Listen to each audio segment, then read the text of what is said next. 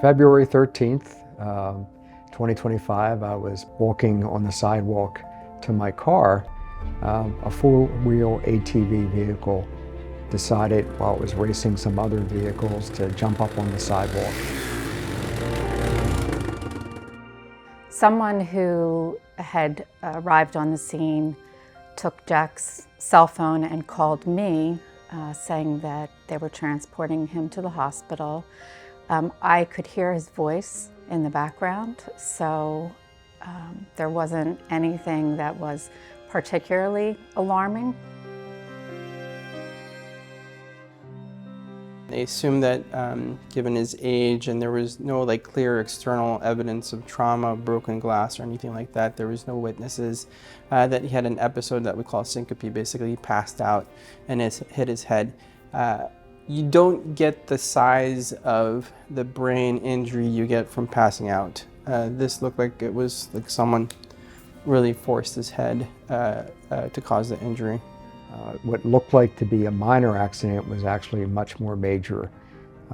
After a day of care and assessment, I underwent emergency brain surgery. He said, this is a life-saving operation.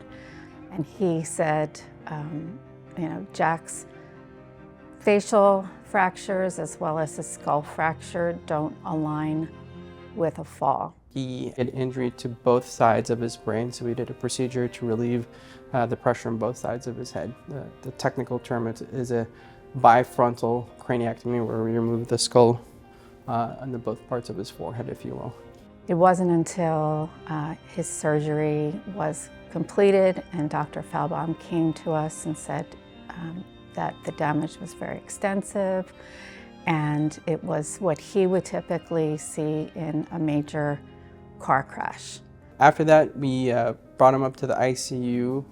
We then allowed the medications to wear off, and then we hope that his brain starts to wake up afterwards. I met with the police and they walked me through all of the footage. I felt for myself that I needed to understand what had happened.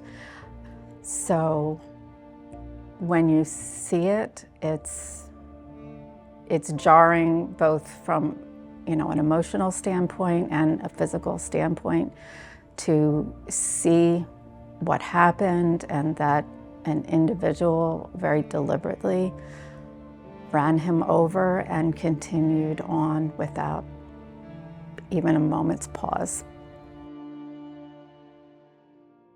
So after the medically induced coma and the surgery, I finally awakened and found myself in a place that I wasn't familiar with.